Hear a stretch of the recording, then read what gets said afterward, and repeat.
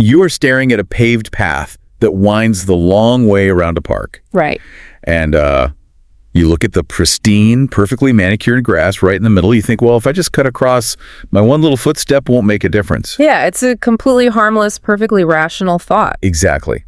But it is also the exact same logic that destroys societies. Or, picture this. It is pouring rain on a Tuesday. There's a massive national election happening, and you decide to just stay on the couch. Because your single ballot is just a drop in a vast ocean. Right. You think it's not going to change the outcome at all. That feeling of insignificance is, it's incredibly common. There's almost this strange comfort in believing our tiny individual actions are just completely swallowed up by a massive collective. Yeah, it takes the pressure off. It does. We like to operate in a world of clean categorization. Either an action definitively matters or it doesn't. But the moment you step into the world of political science or philosophy or economics, that clean categorization just shatters. We are looking at a landscape of human collaboration that is wildly counterintuitive. It really is. So our mission for this deep dive is to unpack the fascinating mechanics behind collective action. We're looking at this persistent idea of free riding and the ancient paradoxes that explain why humans do or don't collaborate. And to map out that landscape, we are diving into a deeply insightful book by Richard Tuck. It's called Free Riding. And it covers so much ground. Oh, absolutely. He traces these modern economic and political dilemmas all the way back to ancient Greek philosophy. And the core premise we're exploring today is, well, it's a dominant idea in modern teaching. The idea that contributing to large collective goals is, from a strict mathematical standpoint, instrumentally irrational. Which sounds crazy, right? But by the end of this deep dive, you're going to have a completely new framework for your everyday choices.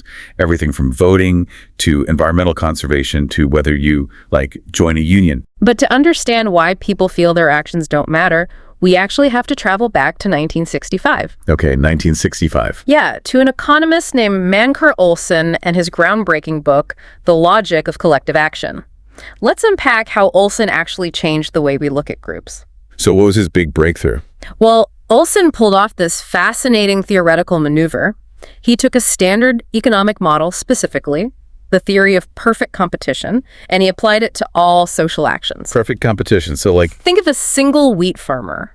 No matter how much wheat that one farmer produces or even destroys, they cannot possibly affect the global market price of wheat. Right, because the market is just too massive. Exactly. Olson argued that large social movements work the exact same way. He introduced this concept of the latent group. Okay, let me make sure I'm translating that right. A latent group is basically a group so huge that any single individual's contribution to the cause is totally unnoticeable. That is the defining feature, yeah.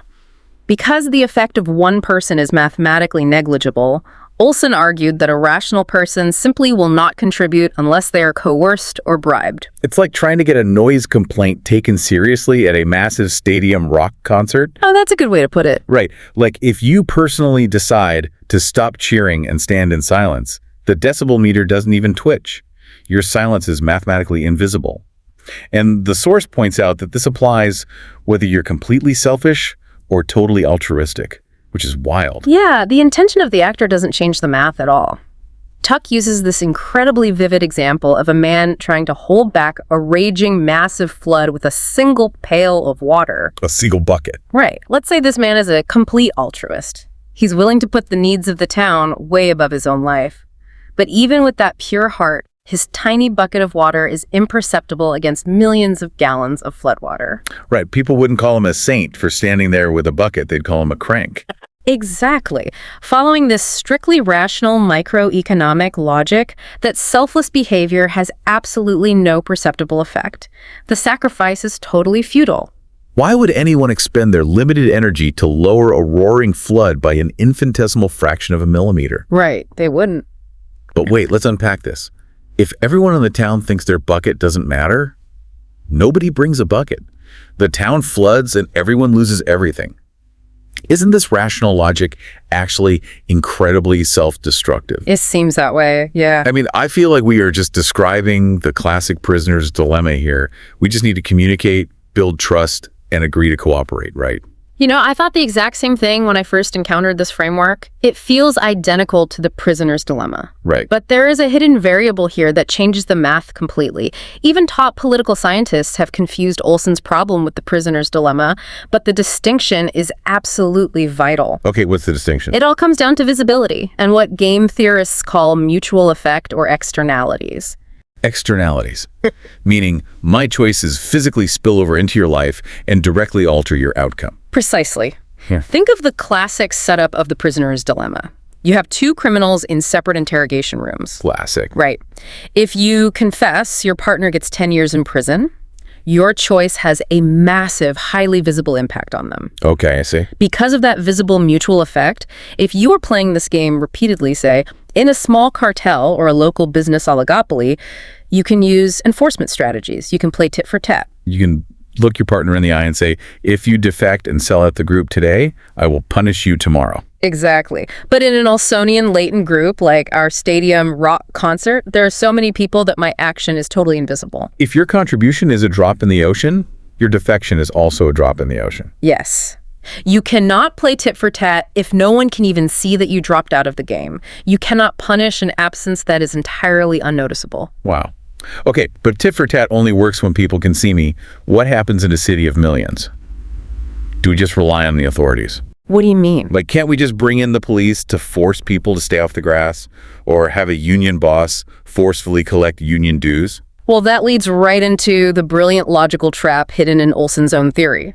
Olson actually argued that coercion is the only way to solve this, but turn that rational lens onto the enforcer. Oh boy. If your individual contribution to the group is mathematically negligible, then the benefit of forcing you to contribute is also negligible. Oh wow. Wait, so the math that makes you a free rider also makes the union enforcer a free rider? The irony is unavoidable. Why would a rational enforcement agency spend its finite time, money, and resources tracking you down to enforce a rule when your compliance literally doesn't change the overall outcome for the group? So if I dodge my union dues, and my dues are just $20 in a multi-million-dollar union treasury, the union spending $500 in legal fees to pursue me is profoundly irrational. Completely irrational. The cost of catching me is so much higher than the imperceptible benefit of my missing drop of money. The free rider problem infects the enforcement mechanism itself. If the premise is that negligible contributions don't matter, then enforcing a negligible contribution also doesn't matter. Strict economic rationality basically eats its own tail. That exact feeling of pointlessness is what makes voting the ultimate stress test for Olson's theory. Oh, definitely. If this logic holds and even coercion breaks down, nobody should ever vote. Yeah. An election is the biggest latent group imaginable, yet millions of people still line up at the polls. To figure out why people vote, we have to look at what separates an election from a flood. We have to move from the problem of negligibility to the concept of threshold. Thresholds, okay. Back in 1957, a political scientist named Anthony Downs argued that voting is deeply irrational precisely because of this Olsonian logic.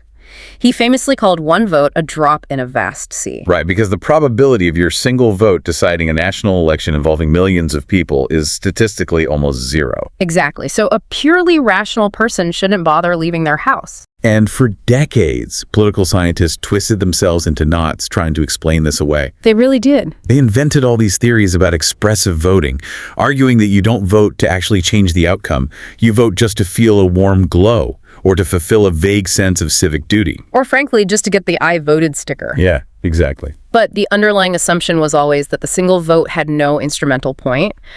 But a philosopher named David Lyons spotted a massive flaw in that assumption.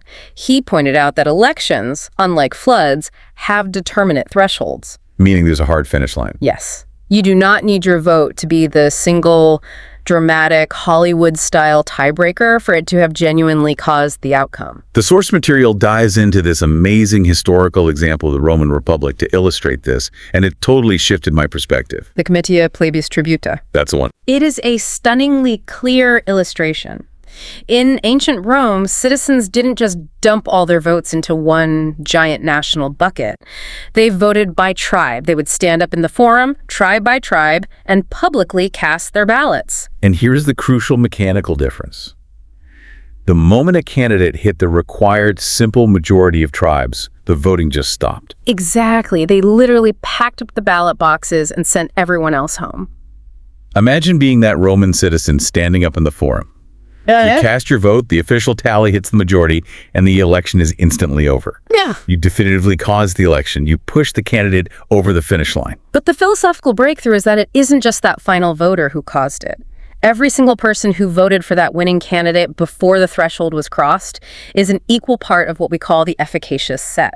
Let me visualize this. Yeah. If there's a hard mathematical threshold, say 50% plus one, every single vote inside that winning block carries the full causal weight of the victory. I love the analogy Tuck uses here. If it takes exactly 6 people to lift a heavy boat and 8 people show up and lift it together, you can't say the extra 2 people made everyone's effort meaningless. They all lifted the boat. In philosophy and law, this mechanism is known as redundant causation.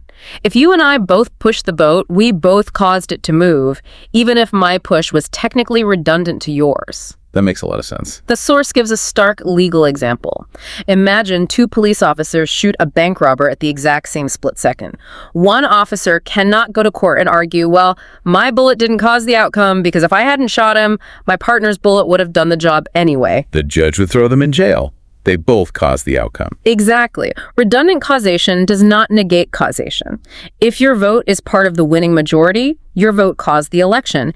Even if there were thousands of redundant votes piled on top of yours, you showed up and you were part of the efficacious set. Okay, but let me put my cynical economic hat back on for a second. Go for it.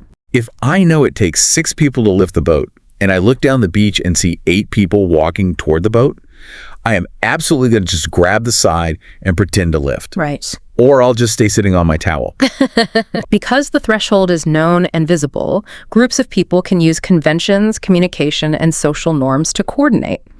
You can establish a rule, you can draw straws, or you can just rely on the fact that human beings naturally form social conventions to ensure a shared threshold is met. So because there is a finish line, our actions matter. We're not just blindly pouring water into a bottomless flood. It is instrumentally rational to participate because you want to guarantee you are part of that efficacious set. Yes. When a threshold exists, your action has genuine causal power. That makes so much sense, but it leaves us with a terrifying question. Which is? If voting has a threshold, and lifting a boat has a threshold, what is a true free rider problem? Does Olson's nightmare of the latent group actually exist anywhere in the real world? Unfortunately, it does. And this takes us to the deepest, most fascinating philosophical root of the issue. A true free rider problem exists in situations where there is absolutely no threshold whatsoever. Okay. Situations where damage or benefit is purely cumulative, but on an individual level, entirely invisible. Which brings us right back to that pristine lawn in the park. Exactly. Let's look closely at that grass. One person walking across a beautifully manicured lawn in sneakers does absolutely zero perceptible damage. Right. You cannot measure the aesthetic degradation of the grass from a single pair of shoes. But if 10,000 people walk across that exact same spot over a month, the grass is destroyed. It becomes a muddy, barren trench. So if I'm the very last person, the 10,000th person to walk across the mud trench, I can truthfully say my footstep didn't ruin the grass. It was already a mud pit. Yes. And if I'm the very first person on day 1, I can say my footstep didn't ruin the grass. It still looks perfect. And here is the paradox that breaks the system. Every single person in between the first and the 10,000th can say the exact same thing. Wow. And mathematically, observationally, they are all completely correct. Their individual action made no perceptible difference. But the grass is destroyed. This feels like a glitch in human logic. How can 10,000 harmless actions add up to a disaster? It is a glitch that philosophers have been arguing about for over 2,000 years. It's an ancient Greek puzzle called the Sorites paradox, also known as the paradox of the heap. From the Greek word soros, meaning heap. Right. The ancient philosophers formulated it like this. Imagine a single grain of wheat resting on a table. Is it a heap? Obviously not. If you add exactly one more grain, does it magically become a heap? No, Right. because one single grain can never be the definitive magical difference between a non-heap and a heap. Exactly. And if you accept that premise, that adding one grain never turns a non-heap into a heap, then you can add grains to infinity, and logically you will never have a heap. But of course, at some point, you are staring at a massive mountain of wheat. The source shares this haunting story about a mountain shepherd that really drove the stakes of this paradox home for me. Oh, the Cairn story. Yeah. Imagine a shepherd who lives alone in a treacherous mountain range, and he needs to build a pile of heavy stones to guide him home safely through the thick winter mist. The cairn only works if it is big enough to be seen from a distance. So it is literally a matter of life and death. Exactly. He starts carrying heavy stones up the mountain. Let's say last week he built a successful cairn with exactly 100 stones. He looks at it and realizes, well, if I bring 99 stones instead of 100, the pile looks exactly the same. Because one stone makes absolutely zero visible difference from a distance. Right, and carrying one less stone saves him an hour of backbreaking labor. That is a perfectly rational microeconomic calculation. So the next day, he applies that same rational logic. If 99 stones works just as well as 100, then 98 stones works just as well as 99. Because, again, one stone still doesn't make a visible difference. Okay. If he strictly follows this rational logic, dropping one stone each time to save energy, eventually his logic tells him that 0 stones makes a visible cairn, he builds nothing, and he dies lost in the mist. The continuous iteration of rational calculations leads to a completely absurd, fatal result. This paradox proves that you cannot take a purely micro-level rational calculation and scale it up indefinitely. The logic collapses. I was fascinated reading the source because the ancient Greeks applied this logic to almost everything, like becoming bald. Oh yeah, the baldness one is a classic. Losing one hair doesn't make you bald. Losing 2 hairs doesn't make you bald. But suddenly you look in the mirror and you're bald. Or being wealthy. If a billionaire loses one single penny, they are still a billionaire. Right. Therefore, you can take away all their pennies one by one, and logically, they will never be poor. Cicero, the Roman philosopher, listed a whole catalog of these. Famous and obscure, many and few, long and short. It applies to almost every descriptive, cumulative category we use to navigate daily life. So how do we actually solve this? If strict economic rationality tells the shepherd not to carry the stones and tells me that my footstep doesn't hurt the grass, do we just have to abandon logic to save the lawn? What is the way out? Well, we have to synthesize everything we've talked about on this journey. The first step is simply recognizing the landscape you're standing in. You're not always a meaningless drop in the ocean. Right. When you are dealing with a threshold, like a political election, lifting a boat, or passing a law, your actions matter. They become part of an efficacious set that genuinely causes change. You don't have to be the single pivotal actor. You just have to show up. Because of redundant causation. Just because someone else might have done it doesn't mean your action didn't carry weight. Exactly. But when you enter a thresholdless situation like crossing the grass or global environmental pollution or the paradox of the heap, our modern, strictly rational models completely break down. Just as the ancient Greeks warned us. Right. If we rely solely on the idea that an action is only rational if it has a perceptible, immediate impact, we will pollute the environment, we will fail to build the cairns we need to survive, and our collective resources will slowly degrade. We basically fall victim to the Sorites paradox on a global scale. We do. Over the centuries, philosophers have proposed many ways to deal with this. Some argue we just have to accept that human language and logic are inherently fuzzy. Fuzzy logic. Yeah. Others argue we have to construct arbitrary collective social conventions, like setting a speed limit at exactly 65 miles per hour, even if going 66 doesn't demonstrably cause a crash. We invent a threshold where none naturally exists. So what does this mean for you listening right now? The next time you are deciding whether to join a union, whether to cast your vote on a rainy Tuesday, or whether to cut across that pristine patch of grass in the park, stop and ask yourself, what kind of universe are you operating in? That's the key question. Are you dealing with a threshold where your action joins an efficacious set? Or are you trapped in a paradox of the heap, where the illusion of negligibility is hiding the cumulative destruction? That is a profound shift in perspective. But I want to leave you with one final, truly mind-bending solution to this paradox. Oh, no, it's coming. It was originally proposed by the ancient Stoic philosopher Chrysippus, and it has been recently revived by modern philosophers like Timothy Williamson. It's called the epistemic view. This part of the source completely fractured my understanding of reality. It challenges everything we think we know about how the universe is structured. The epistemic view suggests that our logic isn't broken at all. What if there actually is a threshold for everything, but human minds are just too limited to perceive it? Wait, walk me through that. What if there is an exact, magical, single grain of wheat that flips the universe from not a heap to heap?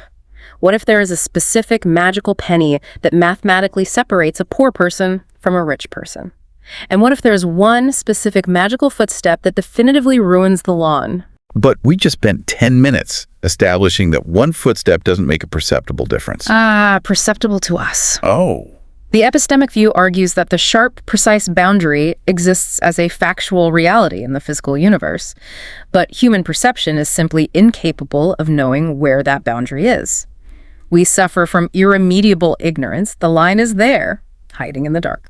So if there actually is a magical footstep that ruins the lawn, but I have absolutely no way of knowing if my footstep is the one, then every single time you step on the grass, you are taking an immense risk. You might be the one who crosses the hidden threshold and causes the destruction. Wow. Chrysippus argued that because we don't know where the edge of the cliff is, a wise person stops walking long before they think they are in danger. They hold back. If you don't know where the cliff is, every step is a risk. That is incredible. If you knew that a sharp hidden boundary existed out there in the dark, constantly shifting just beyond your perception, well, how would that change the way you step through the world? Would you still take that shortcut across the grass?